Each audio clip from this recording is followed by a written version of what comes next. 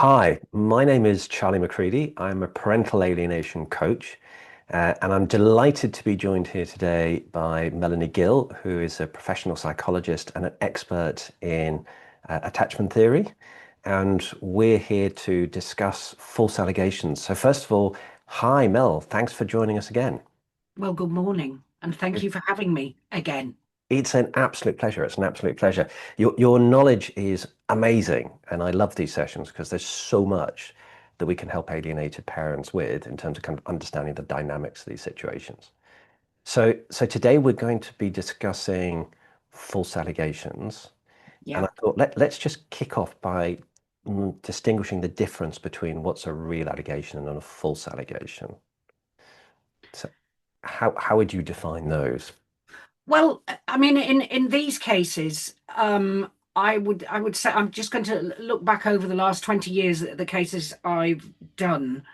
Most of the allegations actually to do with parents, alleging something from the other parent, it's usually to do with some form of domestic conflict.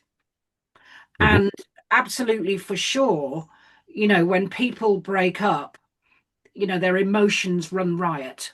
Yes. Their emotions run riot. One person may be absolutely heartbroken and unable to cope, but there's a lot of anger. And at that point, there can be real physical conflict and a lot of allegations. That's what the nub of the problem is. But equally, in I would say 95% of the cases that I've dealt with, that many of those allegations actually turn out not to be correct and not to be true. Mm. And quite often the allegations are greatly exaggerated, and also then extend back historically, and even sort of small arguments can be sort of twisted or distorted because there is a big difference there into making it look like there has been a pattern of serious physical abuse for the entire relationship. Yeah. And of course, what you have to do is sort it out completely and utterly, work out what's going on. And if someone is actually downright lying, but Mhm. there's Mhm. also the other allegations, Charlie, where they involve the children. Yeah. And obviously the most heinous ones, if they're false allegations, are of sexual abuse. And Yeah. again, you really have to, find out what on earth is going on there. And this seems to be one of the worst types of allegations that are used. I mean, and I think it's worth just saying that experience shows that there are a lot of false allegations cropping up on a very consistent basis, which are associated with high conflict separation, high conflict divorce. And again, parental alienation is associated in those sorts of situations.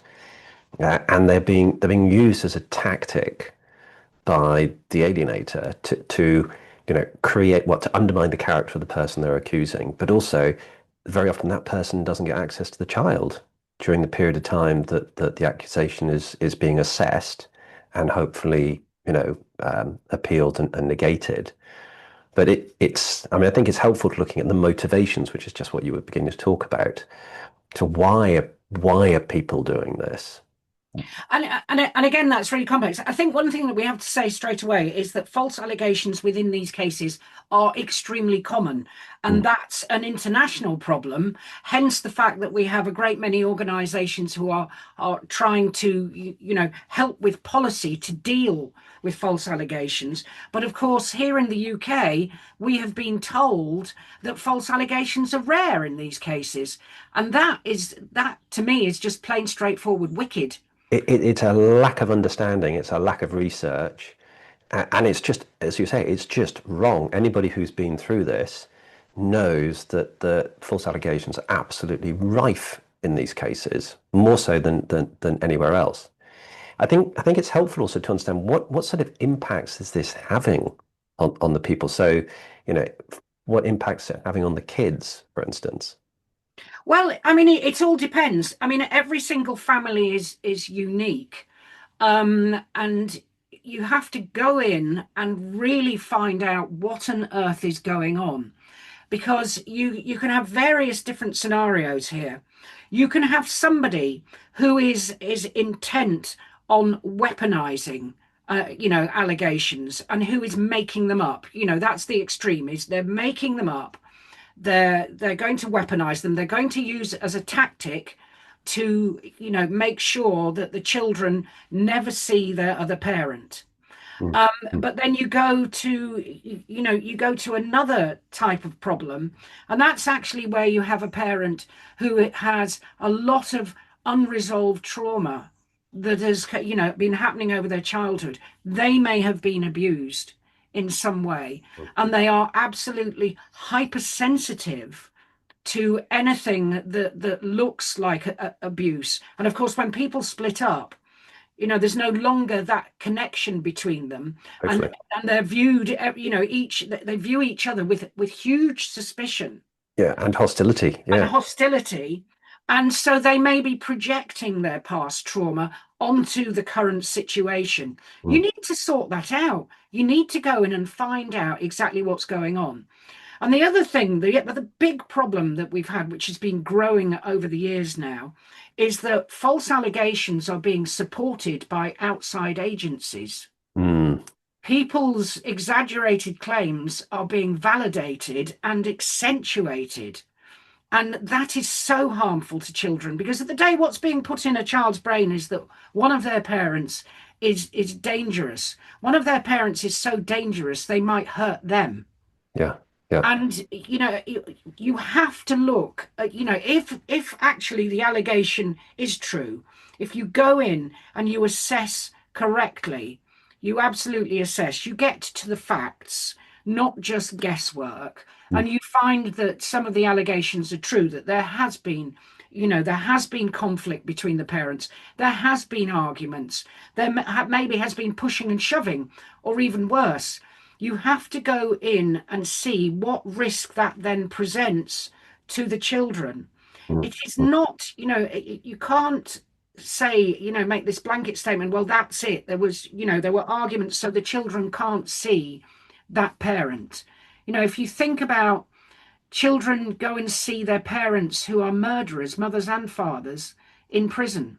Yeah, because they want that bond regardless of the abuse that's taken place, which also And explains why children are why they align with the alienators in the first place. They want that bond with that person, yes, regardless of what they're doing absolutely. to them, which And makes alienation even the more incomprehensible, or rather, it's completely understandable, and the law should be picking up on the fact that a child naturally wants that bond, even with a murderous parent or a psychologically abusive parent, and yet they're rejecting the good parent, the available parent, yeah. the loving parent. And I mean, as far as alienation goes, that seems to be one of the biggest failings in the system. Well, the thing is, unless you go and find out exactly what's going on, you can't actually see if it can be fixed. There are cases sometimes when you have, a parent who is so incredibly destructive, Mm. whether that's psychologically or physically, and you go and you do the forensic analysis, you do the attachment analysis, and you can work out if there is the potential for change, and if there is, what on earth do you need to do? Because Mm. one size does not fit all. And No. I've dealt with, murderers who have appeared to, take on board everything that they were given in prison, and who have come out and there has not been one change. And they themselves believe they've changed, but they Mm. haven't. Now, the point is, we have the tools to be able to do this, but they're absolutely not being used at all.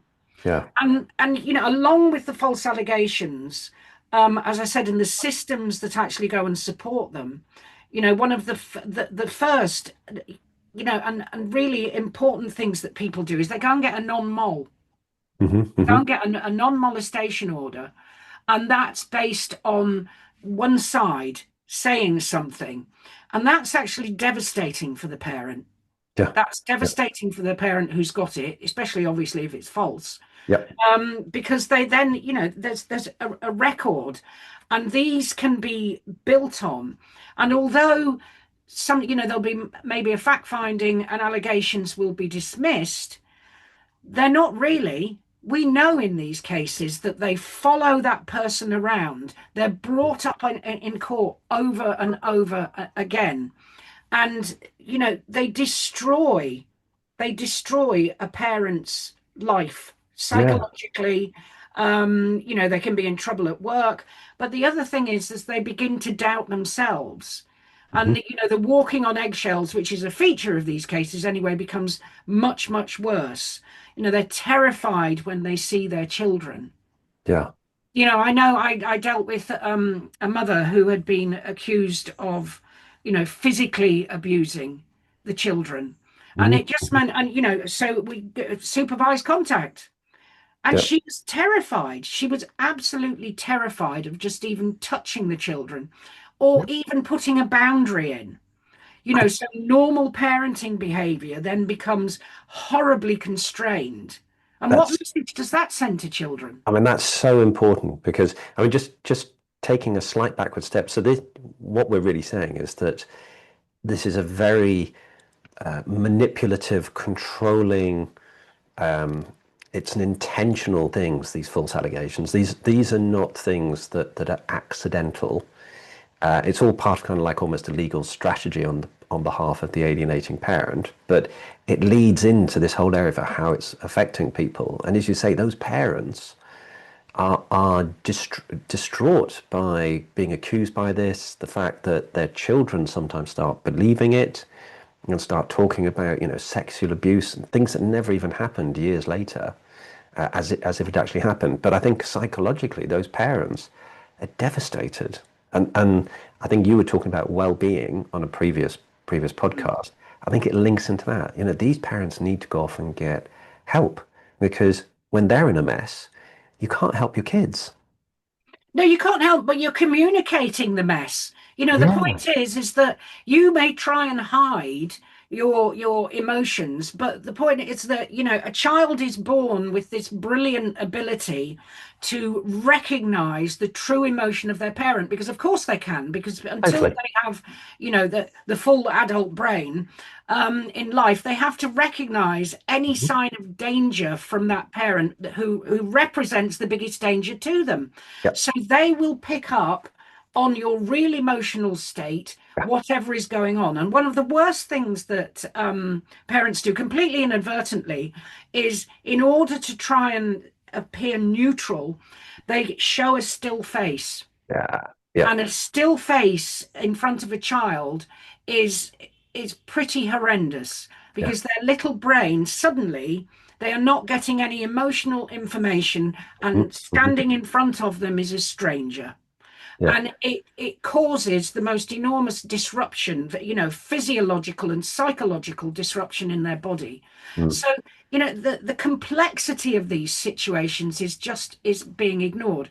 But can I just go back to your point about saying, yes, it's used as a strategy, it's weaponized, other people can be brought in to validate, but there are parents whose trauma is making them react in this way.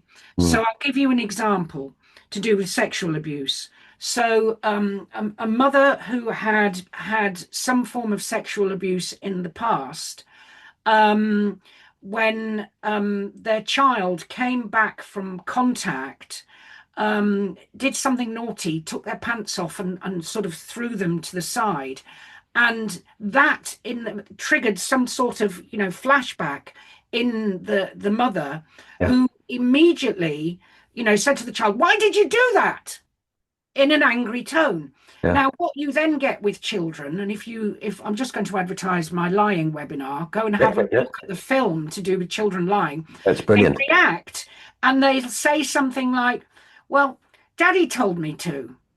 Mm. Now, Mm. you can Coping imagine what mechanism. happens with someone who is already scared and Yeah. vulnerable and is experiencing, that, well, this happened to me. And it's Mm. all sort of unconscious. They then say to the child, "What do you mean?" Mm. And what children then do is they think, well, they're not consciously, they think, and they will provide something that will back up the story and then increase the anxiety, and make, the mother or the father think that happened. That We happened. we And see this all the time, yeah, and the poor kids, they it's like this catch-22 situation because yeah, they then start finding themselves lying to both parents yeah, as a mechanism to protect themselves, and both parents start getting really confused as to what's real, what's not real, yeah. and they're both bringing it to court then and saying, well, this person did that and the other person did the other, and it's like a lot of the time none of it's true, and at that point in time the false accusations are actually coming from the kid because of the psychological pressure he's under or she's Yeah, under. and then of course they're interviewed multiple times, and everybody has that, that what happened, and what we've found over decades of research into suggestibility that children will bring forth the most fantastic stories. Mm, mm, Really, really amazing. Not amazing in a good way, but more and more and more and more information. And at which point, of course, we'll get to a point where they are given a forensic interview, mm, an achieving best evidence interview, and you hope at that point that things there will be a line drawn in the sand. But also, these children might have to undergo, a physical examination mm. to see if Yeah, they've yeah, been abused. yeah. And of course, there are, as I said, people who will use it strategically Mm-hmm. and watch Mm, and realize that their child is going to have to go through, an intimate examination. mm. And they don't care because their child is no longer in their mind. What is in their mind is a fight. Yeah. It's a fight that has to be won Mm, because it's all about them, yeah. essentially. And the damage to children again is just, it's just not realized. And yet, as I It's said, we can go in and yeah. we can find out who's lying. We can find out, exactly what's going on and why this parent is saying this, and also what's going on in the other parent, how they're suffering and how the children are suffering. Yeah. We can do all that. We can establish whether each parent, the absolute risk that they might, that they might have for each child, because risk is not to do with being a risk to everybody. Mm-hmm. Risk is specific, and especially in families, risk is specific. They might be a risk to their partner, doesn't necessarily mean they are a risk to the children. And Mm, we have to go in and look at that properly so that children, you know, can they have access to both parents? mm. Can we do something? Because there's an awful lot we can do, Yeah. but we Yeah. have to find out, if it's conflict of any sort, whether it's physical conflict or psychological, we have to go and find out exactly where it's come from. Yes. And this is the bit that's not happening today, of course. So so what we're saying is that there's a massive impact on the kids. There's a massive impact on the person who's being accused. Two things that I think would be good to cover. One is this whole point about how the children are affected with ASD and ADHD. And the other one is, does this affect the person who's doing the accusing? So maybe if you want to just answer the autism question first. Well, basically, I mean, amongst false allegations, and I've said this before, what's not understood because people automatically go for, usually, physical violence, Mm, is that there are false allegations of developmental disorders and allergies. mm, In a great many of the cases I did, there would be an allegation that one of the children, not speaking very well, one of the children had either ADHD or ASD. mm, Now, part of that is to do with the fact that children under the level of psychological and physical stress and fear at the end mm, of the day, fear, once their parents start fighting and they are within an alienating dynamic, they're severely traumatized and they cannot show it. mm, They cannot show it. So what you get is they start to inhibit their distress. They inhibit and they inhibit. Um, and when it's really bad, it begins to look like autistic features. Mm. So it gets to the extent where children begin talking in like a staccato sentences because they're so frightened to say the wrong thing. Yep. And they'll do things to try and relieve tension in their body. You see it at contact. They'll be stretching their neck. They might develop, some form of tic. Hmm. And then you get children who also within the alienating environment, their behavior is so constrained. It's all being packed down, packed down. They go maybe to school where it's more relaxed, and that all bursts out. That all Mm. bursts out in aggression or fear or breaking things. And at which point you'll see, parents saying, "Well, ADHD." Absolutely. Children will be dragged to clinics to get some form of diagnosis. And, unfortunately, diagnostic systems do not sometimes look at what's actually going on. Because in these cases, that form of allegation is also very common, and Yeah. they just don't look at it.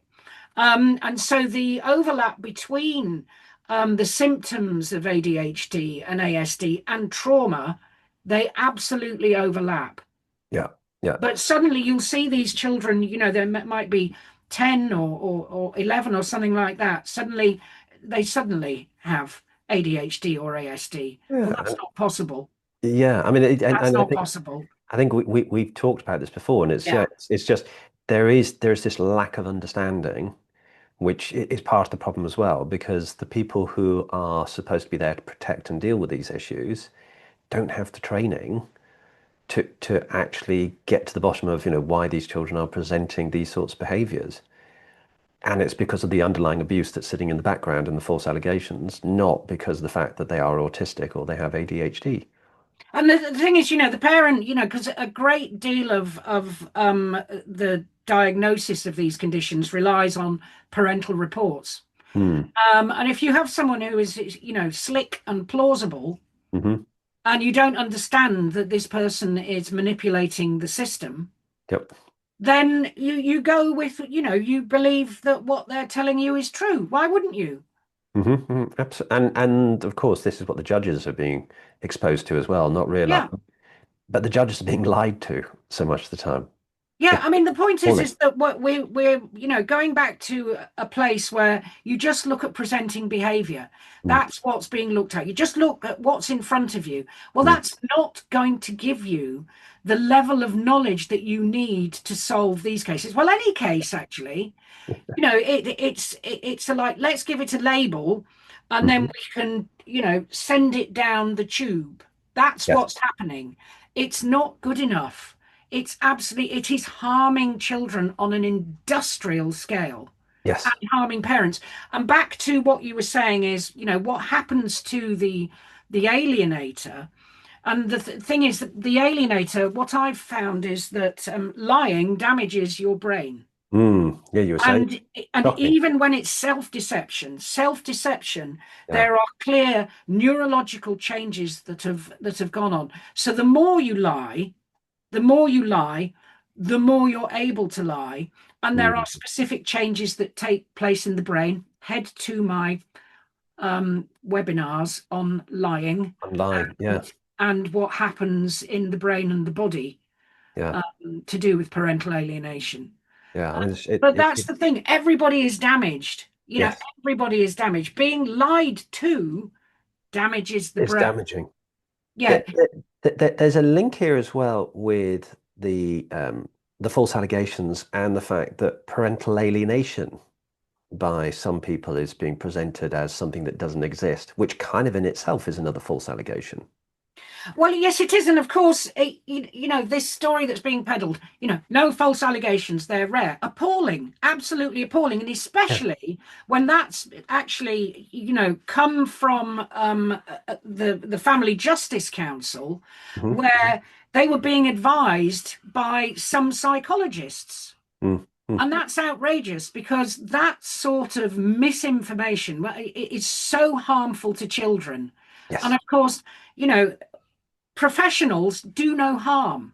And yet, just with that one statement, false allegations are rare. That harms children. that Completely. harms parents, that millions of children, millions of parents. It's absolutely outrageous. Why aren't people shouting about this from the rooftops? Because absolutely for sure, there are lawyers, social workers, guardians, Hmm. all sorts of other professionals, and the courts themselves. They know that false allegations are not rare. They know that. So what you're talking about here actually is systemic challenges. The whole system has issues. The family court, and it's not just in the UK, it's all over the world. Yeah. They're suffering from the same issues, of Yes. course, Well, we know with that. all We sorts know of that there is, biases. yeah. We know there is this the case profile Hmm. to do with parental alienation. It's so incredibly consistent across many, many, many, many countries, which Yeah, is all the more ridiculous for the people who say it is a pseudoscience. yeah. Because back in the real world, it is like these two parallel universes with these people who want to deny it because of Hmm. their ideological belief, Yep, especially the one that it is men that do the violence. It is absolutely. men that do the violence, and it is women that are always the victims. Which is But women are complete. being falsely accused.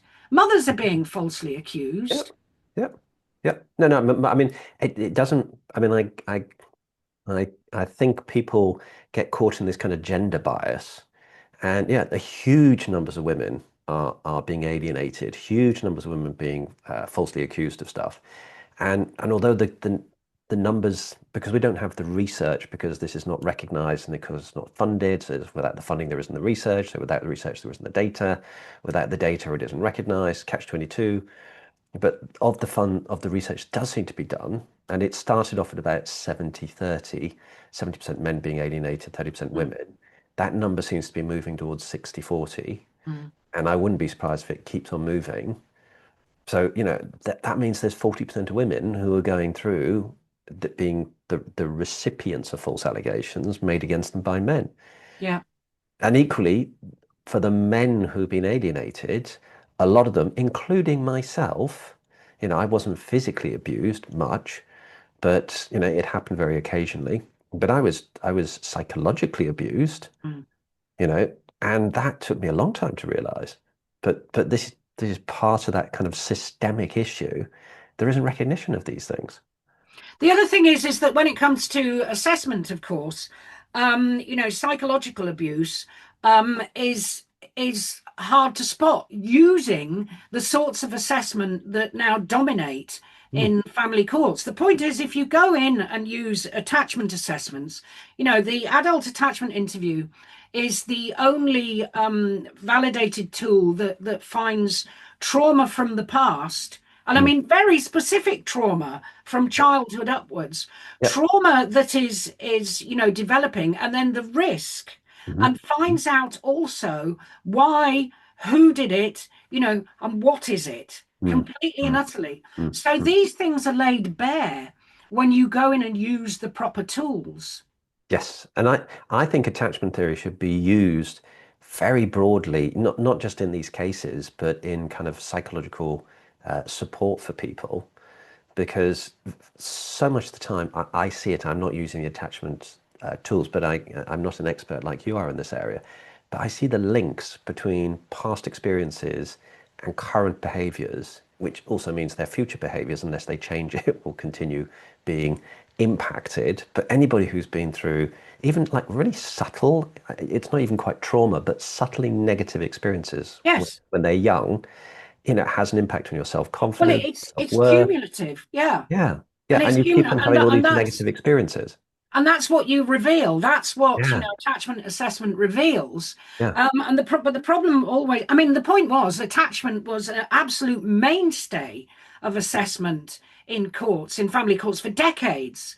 But then the model that was being taught, the theory that was being taught has been, the clinical category, which was disorganization, has been invalidated for the use in courts, especially to do with children, and Yeah. that's because the neuroscience didn't support it. But Patricia Crittenden's dynamic maturational model of attachment has been validated for use in criminal courts and family courts, Mm. and and is absolutely brilliant. But the training is tough and difficult.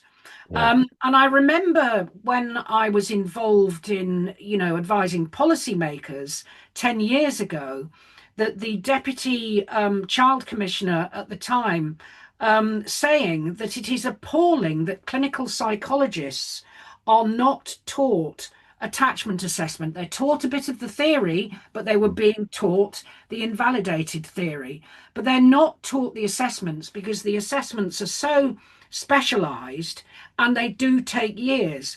But my goodness, is it worth it? I should say so, because you can absolutely present to a court or to social services and to the parents, Yeah. this is what's happening and this is why it's happening and Mhm. this is what you need to do to keep yourself safe, to be civil to each other so that you can co-parent your children.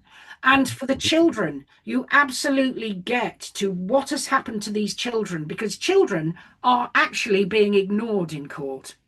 They're Yes. being ignored, and it's getting worse because the understanding of the harm that's being done in these cases, it is completely and utterly unique.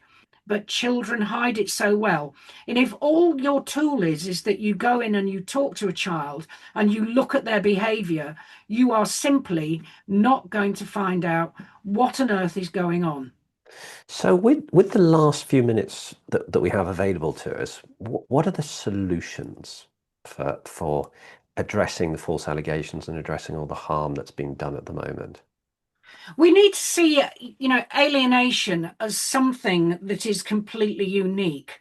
And Mhm. the understanding of exactly what's going on from real expertise around the world, Yeah. and from listening to, the stories of people of what has actually happened. Mhm. It has to be part of the training for everybody who does these cases.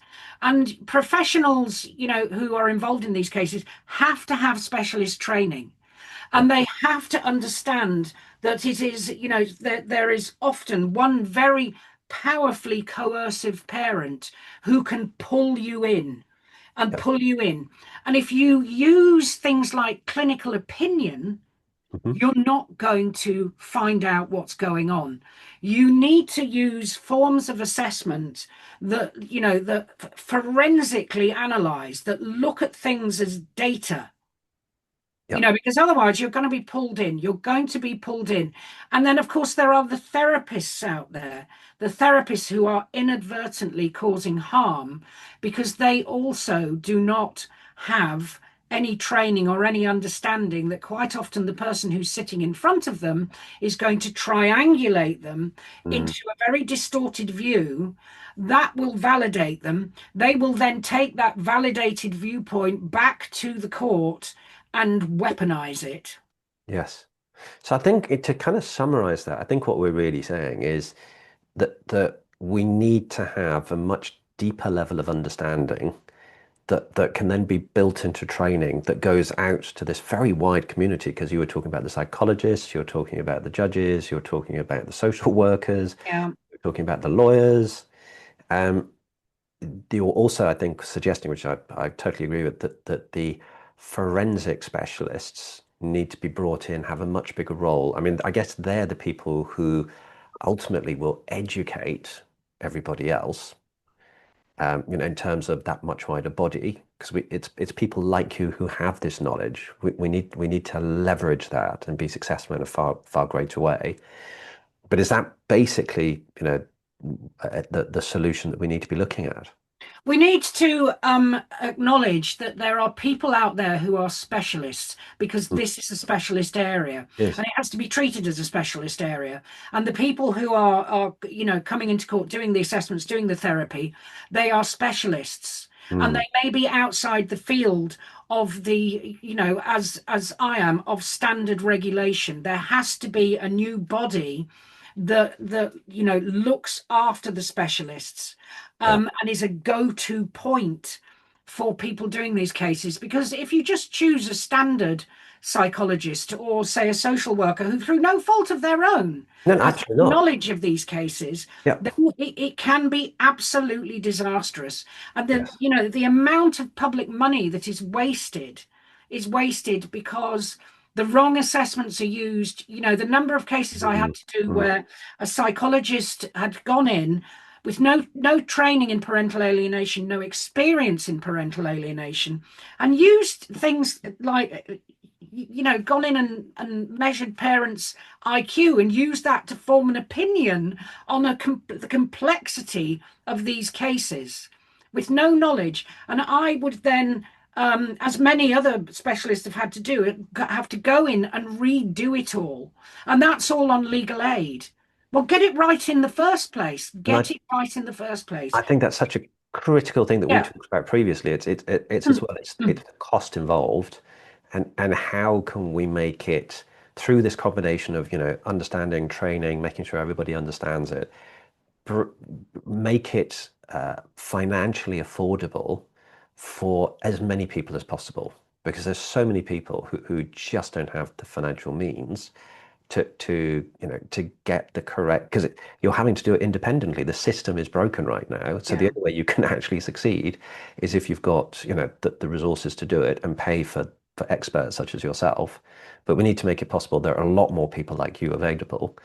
The other thing I'd like to throw in is there aren't any consequences.